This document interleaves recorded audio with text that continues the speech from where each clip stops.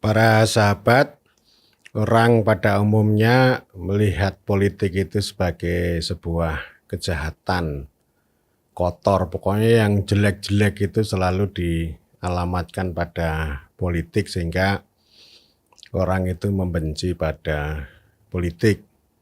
Dan pada sisi lain tentu banyak pihak yang mengajak generasi milenial itu untuk tidak anti politik atau melihat maksud saya mengajak para generasi milenial itu untuk aktif dalam politik.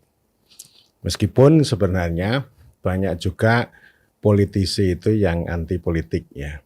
Maksudnya banyak politisi yang lebih banyak berbicara tentang hal-hal yang bersifat teknokratik, entah itu bicara tentang data, bonus demografis dan seterusnya. Itu politisi. Itu sebenarnya juga anti politik. Orang sering mengutip pendapat Lord Acton, kekuasaan cenderung korup, kekuasaan yang absolut pasti korup secara absolut juga. Dan ini yang terus-menerus digunakan oleh banyak orang bahwa kekuasaan cenderung korup itu dijadikan sebagai landasan moral dan orang juga mengalami ini ya, jebakan moralisme. Artinya memandang setiap politik itu dengan moral. Artinya misalnya begini, kekuasaan itu ya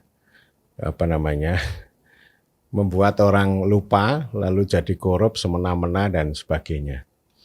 Nah itu pada dasarnya begitulah kira-kira politik begitu dan hari-hari ini juga lagi ada pertempuran pemilihan presiden yang luar biasa lalu banyak juga orang yang anti politik meskipun ya banyak juga orang yang menyukai untuk dimobilisasi dalam kegiatan politik, diwadahi dalam banyak gerbong, rame-rame dan seterusnya.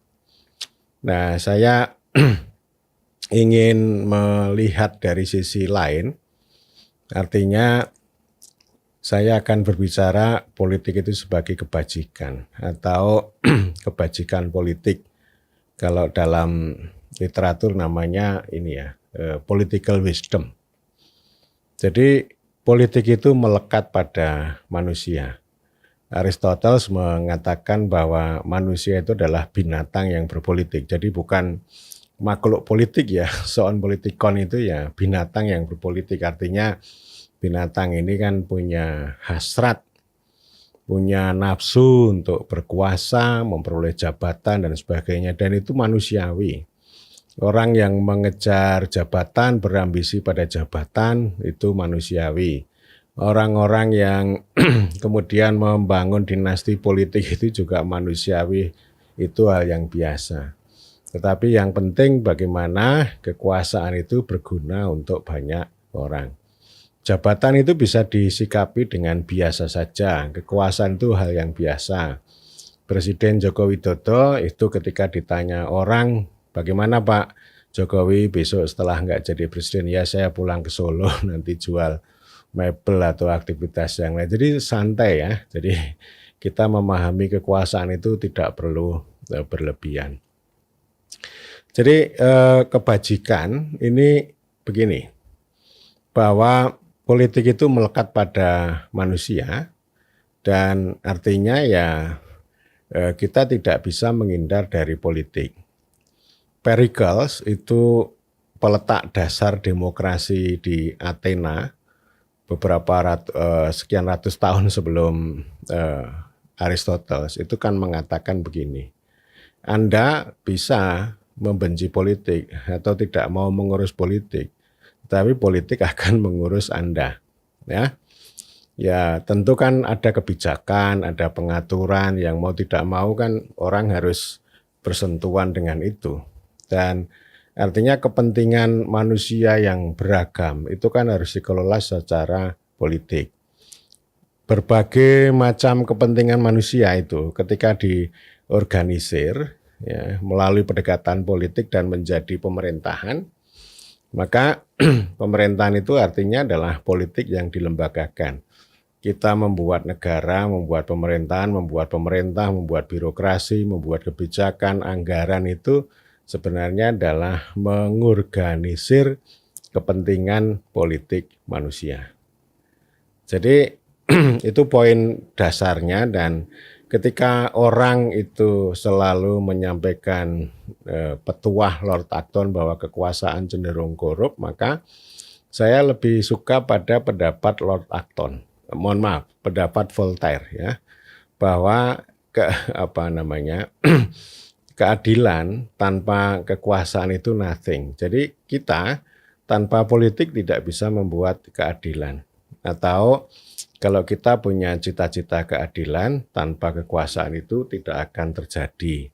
Memang Voltaire juga mengatakan bahwa kekuasaan tanpa keadilan itu akan menciptakan tirani. Dan oleh karena itu kan politik ini dari sisi kepentingan atau nafsu memang harus disalurkan, dilembagakan, tapi juga dikontrol dengan moral. Tetapi moral itu tidak boleh di atas segala-galanya. Jadi artinya dia tidak akan pokoknya ya semuanya harus pakai moral sehingga mengabaikan kepentingan. Kalau ada orang punya ambisi, punya kepentingan, oh itu kepentingan gitu ya. Dia punya ambisi lalu dicaci maki.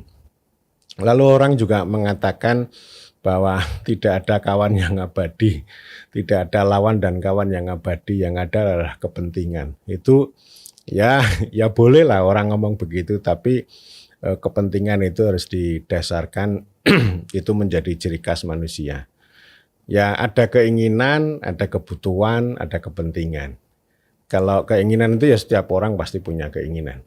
Kebutuhan itu ya bersifat privat. Orang pengen makan, orang pengen tidur, butuh sandang, pangan, papan, ya itu namanya kebutuhan. Tetapi ketika kebutuhan ini punya dampak publik yang lebih luas, nah itu namanya kepentingan. Jadi saya sering merekomendasikan bahwa kepentingan ini adalah dasar dalam politik, dan ini adalah kebajikan. Ketika politik kita kelola ke dalam pemerintahan, ke dalam negara, tujuannya adalah untuk mengelola kepentingan itu. Dan ketika kepentingan itu bisa dikelola dengan baik, maka itu akan mewujudkan apa yang disebut dengan keadilan. Tetapi kalau kepentingan itu sudah dibunuh gitu ya, entah yang membunuh itu kaum moralis atau kalau kaum oligarki yang memonopoli banyak kepentingan, maka tidak akan tercipta keadilan. Sekalipun kaum moralis itu bicara tentang keadilan, tetapi ketika mereka membenci kepentingan-kepentingan, maka keadilan yang mereka perjuangkan juga tidak akan terjadi. Jadi ini maksud saya kebajikan yang pertama itu ya politik itu adalah sebagai jalan untuk menuju keadilan yang didasarkan pada kepentingan banyak orang. Nah tentu saja kepentingan ini kan harus dikelola ya. Bukan semata-mata orang mengejar kepentingan lalu merugikan kepentingan orang lain. Itulah yang disebut dengan publik. Jadi politik itu sama dengan publik itu. Artinya publik ini bukan hanya soal ini ya. Kalau zaman sekarang namanya sektor publik, manajemen publik, mengelola pelayanan dan sebagainya. Tetapi publik itu kan sebenarnya berasal dari politik. Kepentingan manusia yang begitu beragam, lalu dikelola di dalam pemerintahan, ada kebijakan, ada hukum, ada aturan, ada administrasi, itulah yang disebut dengan publik. Dan republik pada dasarnya ya kepentingan banyak orang. Jadi artinya kepentingan orang per orang ini diakomodasi, tetapi jangan sampai kepentingan orang per orang ini mengabaikan kepentingan orang lain. Itu yang namanya begini ya, ada istilahnya interest, private interest, kepentingan pribadi. Tapi juga ada public values ya, ada nilai-nilai publik. Dan karena itu politik itu sebenarnya ya menghasilkan nilai. Jadi tidak hanya semata-mata orang itu mengejar jabatan, kekuasaan dan sebagainya. Tetapi politik itu mengandung nilai, sesuatu yang berharga dan diyakini bisa untuk menciptakan kebaikan, baik itu pribadi maupun orang banyak. Nilai itu antara lain adalah keadilan dan kemakmuran, kerakyatan, keadilan, kemakmuran yang kita kenal ya. Indonesia kan pengen bersatu, berdaulat, adil, makmur. Jadi daulat itu adalah nilai yang itu melekat pada politik. Jadi artinya sekali lagi politik itu ya ini sebuah kehendak untuk memperjuangkan maupun mencapai nilai-nilai yang diyakini. Dan yang diyakini itu ditulis secara publik melalui konstitusi, melalui undang-undang gitu. Jadi artinya konstitusi, undang-undang itu tidak hanya soal hukum, tetapi dia adalah kehendak politik untuk mengorganisir kepentingan dan nilai-nilai yang diyakini. Kepentingan manusia, kepentingan orang banyak, atau kepentingan republik. Republik itu sama dengan rakyat plus warga negara. Jadi ini poin saya ada di situ ya. Jadi artinya nilai ini yang paling utama.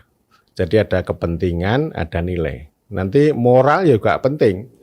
Moral itu kan artinya begini ya. Jadi termasuk misalnya moral, saya tidak boleh memonopoli, saya harus berbagi, saya harus menjaga integritas. Kalau saya melakukan hal ini, berarti ini namanya KKN, ini namanya dinasti. Moral itu akan menjadi etika yang juga berbicara tentang baik dan buruk ya. Jadi baik dan buruk termasuk misalnya ya gini ya, orang itu kalau sudah melepas dari jabatan kan, jangan sampai post power syndrome, nah itu juga moral.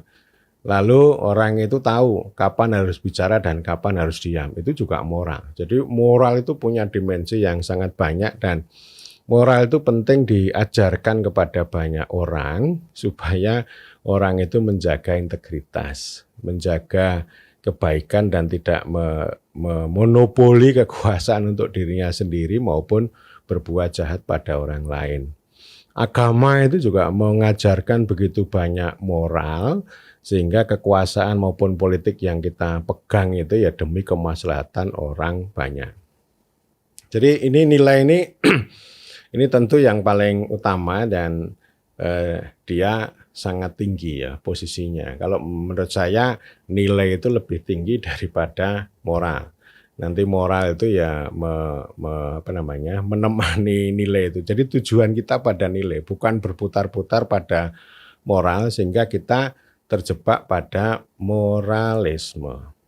Bahkan ketika orang terjebak pada moralisme itu ketika menganalisis politik itu juga tidak menarik.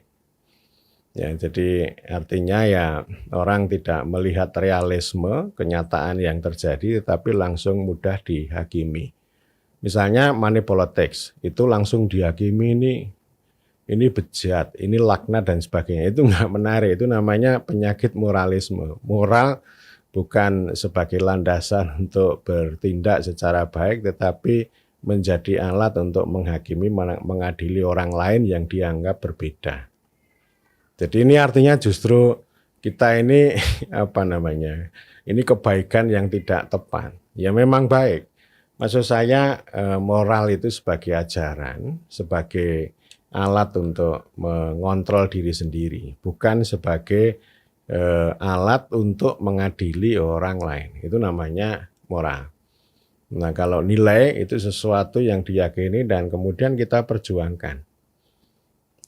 Sama ya, misalnya seperti pemberantasan korupsi. Orang kan tidak boleh berputar-putar pada pemberantasan itu, tetapi kita tidak pernah mencapai tujuan yang lebih besar. Ya, masyarakat adil dan makmur itu. Jadi nilai itu melandasi tujuan dan itu yang harus kita perjuangkan. Sama juga ketika kita bicara tentang hukum, ya keadilan. Jadi tidak hanya sekedar kepastian hukum gitu ya, tetapi keadilan, kemanfaatan, dan yang satu lagi kepastian itu menjadi satu kesatuan. Jadi tidak boleh kemudian kepastian itu dinomorsatukan, tetapi malah justru mengabaikan keadilan, apalagi juga kemanfaatan. Memang bisa saja orang itu saling adil, tapi belum tentu bermanfaat. Sama juga masyarakat adil makmur. Kalau kita mau makmur harus adil. Tetapi adil belum tentu makmur. Jadi makmur itu kemanfaatan ya kalau dipandang dari sudut hukum ya. Nanti saya akan berbicara lebih jauh lagi di video yang lain bicara tentang kebajikan hukum. Nah, ini saya meneruskan dulu ngomong ke politik. Dan yang tidak kalah penting, politik itu juga berbicara tentang subjek. Ya. Subjeknya siapa? Ya, subjek yang paling utama adalah rakyat. Rakyat adalah politik, politik adalah rakyat. Itu ya, ini saya kira sangat penting. Artinya kalau banyak politisi ngomong rakyat, ya berarti itu karena ya politik itu begitu. Ada juga orang-orang yang ahli, para teknokrat ini kan sering menghindari kata rakyat. Kalau bicara tentang uang misalnya, ini para teknokrat, para birokrat, para ahli itu sering menghindari kosakata ini ya, uang rakyat. Yang mereka katakan adalah uang negara. Uang negara itu ya, pokoknya yang sesuatu yang sakral harus diselamatkan gitu. Harus profesional, harus tertib dan sebagainya. Tetapi kalau kita bicara tentang uang rakyat, uang yang kita makan ini berasal dari rakyat dan memang harus dimanfaatkan secara adil untuk sebesar-besarnya kemakmuran rakyat. Itu undang-undang keuangan negara itu kan begitu ya. Jadi itu termasuk hajat hidup orang banyak. Itu termasuk politik. Jadi kalau kita menggunakan kosakata hajat hidup orang banyak, itu berarti politik. Uang itu juga politik, jadi tidak hanya soal ekonomi dan administrasi yang dikelola dengan akuntansi yang hebat, bukan. Tetapi yang paling penting menurut undang-undang bahwa uang yang disebut uang negara atau uang rakyat itu dimanfaatkan sebesar-besarnya untuk kemakmuran rakyat. Nah biasanya kalau kita mengelola uang dengan prinsip-prinsip akuntansi yang modern, itu memang akuntabel, memang tertib, tetapi belum tentu bermanfaat untuk sebesar-besarnya kemakmuran rakyat. Jadi rakyat ini yang paling utama. Bung Karno itu pernah mengatakan bahwa kekuasaan presiden sekalipun itu ada batasnya. Kekuasaan yang abadi adalah rakyat. Di atas semuanya itu adalah Tuhan. Presiden kan saling silih berganti, pemerintah saling silih berganti, tetapi tetap saja mereka ya dipilih oleh rakyat, dibentuk oleh rakyat. Jadi kebajikannya ya ini rakyat itu adalah sumber kekuasaan, basis kekuasaan. Kalau kita ngomong pemerintah itu juga konsep politik, yaitu berasal dari rakyat, yang nanti juga akan dimanfaatkan untuk rakyat. Apalagi ini pemerintahan republik ya, pemerintahan republik itu ya artinya berangkat dari rakyat untuk warga negara. Atau lebih tepat lagi, kalau republik yang demokratik ini pemerintahan dari rakyat oleh pemerintah yang memperoleh mandat dari rakyat dan untuk warga negara. Jadi rakyat ini memang luar biasa dan kemudian kita juga mengenal ada kerakyatan. Kerakyatan itu seperti sila keempat, itu ya sesuatu yang kita lakukan, pemerintahan negara dan sebagainya ini harus didasarkan pada spirit rakyat.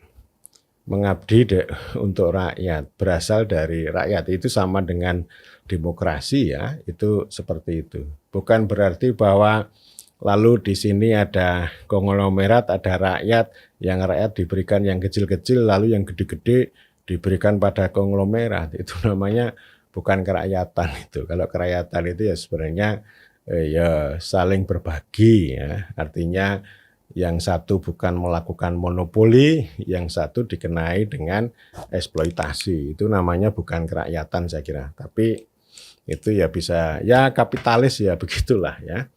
Kapitalis, tapi orang masih suka ngomong kerakyatan. Kadang-kadang saya menyampaikan kritik kalau orang ngomong kerakyatan ini sebenarnya mengisolasi rakyat. Karena mereka tidak menyentuh yang gede-gede.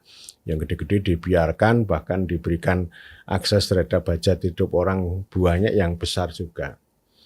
Jadi sekali lagi rakyat, dan saya sering mengatakan juga bahwa kalau kita sebagai penjaga republik, pejabat publik, aparatur sipil negara atau apapun namanya, ngomongnya jangan begini. Kita bekerja atas dasar hukum. Tetapi yang lebih baik kita bekerja atas dasar kehendak rakyat untuk sebesar-besarnya kemakmuran rakyat. Nah, ini artinya apa? Artinya bahwa ya pemerintahan itu yang kita jalankan, yang dibentuk, itu kan sekali lagi ini pemerintahan itu kan dibentuk untuk mengorganisir kepentingan manusia itu berpangkal dari politik, nanti berujung pada ekonomi. Ini saya kira nanti akan saya dalami lebih lanjut soal pemerintahan ini. Tetapi poin yang mau saya katakan bahwa politik itu ya bersumber, ini sebagai landasan, sebagai sumber. Dan itu mewujud pada kehendak.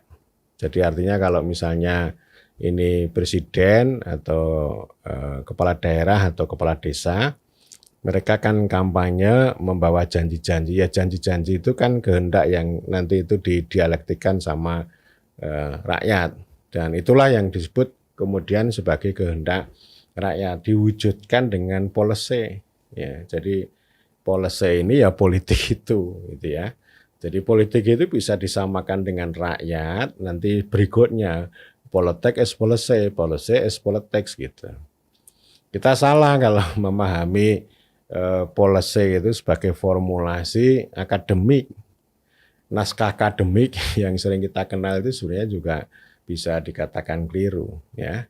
Atau pendangkalan lah. Jadi artinya kalau kita menyusun kebijakan, menyusun regulasi itu ya landasannya tidak hanya soal filosofi, soal yuridis, tapi politik. Ini yang sering diabaikan ini. Politik sering diabaikan. Politik itu ya tadi kehendak rakyat, aspirasi rakyat, denyut kehidupan rakyat, buah bibir yang dibuat oleh rakyat. Jadi tidak semata-mata ini soal akademik yang nanti mengabaikan aspirasi dari rakyat. Ya, dan saya juga ingin mengatakan bahwa rakyat itu adalah sumber kebaikan. Kalau ilmu pengetahuan, norma, hukum itu sumber kebenaran, kalau rakyat itu sumber kebaikan. Nah, ini sering tidak ketemu. Ada orang yang mengagungkan yang namanya nalar, ilmu pengetahuan, logika, dan sebagainya, tetapi anti rakyat. Jadi istilahnya ini orang-orang benar yang buruk, ya. Juga ini orang-orang pintar ya, orang-orang pintar. Ada juga orang yang berpihak pada rakyat tetapi anti sosial. Nah, ini sering saya sebut ini para aktivis, itu biasanya begitu, orang-orang yang Marxis termasuk PKI, DNID itu, orang yang cinta politik tapi anti sosial, orang yang cinta pada rakyat tetapi anti pada masyarakat. Nah, ini penting ya, karena masyarakat ini sebenarnya pada dasarnya adalah rakyat yang mengorganisir diri bersama-sama dalam sebuah wadah karena didasari oleh kepentingan dan tujuan yang sama. Nah, ini namanya masyarakat. Dan masyarakat memang ada juga yang sifatnya community, yang lokal-lokal itu, yang komunal. Ini memang nggak bisa dihindari. Karena itu ya artinya kita memang secara politik harus merakyat, tetapi kita tidak boleh lupa pada sosial. Tidak boleh kita cinta pada rakyat, tetapi anti pada masyarakat. Ya, jadi ini kebajikan yang saya sampaikan, dan tentu ini kalau di keyword-keywordnya kan jelas. Tadi ada kepentingan, ada values, ada nilai ya, lalu ada ada rakyat itu, kemudian ada kehendak rakyat, ada pemerintah, lalu ini kebaikan ya. Jadi rakyat itu sumber kebaikan, rakyat itu tidak bisa berbuat salah gitu ya. Tapi ya dasarnya apapun yang dilakukan oleh rakyat, yang disuarakan oleh rakyat ini adalah sumber ya, sumber segala-galanya dia.